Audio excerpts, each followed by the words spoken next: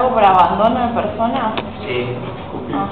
Usted estaba en una escuela de guardavidas. Dice guardavidas.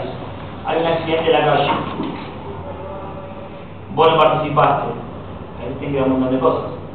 Y hay una persona que te vio, tomó tus datos o lo que sea, vos tenés un problema. Solamente vos te la fe. ¿Por qué van a poner la escuela de guardavidas? Por lo general tienen que decir escuela de guardavidas, ¿sabes? Creo que la señal, como son para años. Entonces tiene que decir escuela de guardavidas.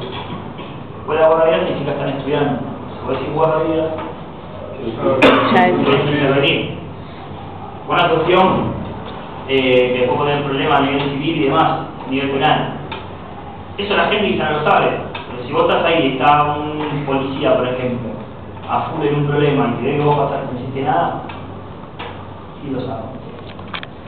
Es complicado, por eso no es que decís que vos vas a trabajar ahí.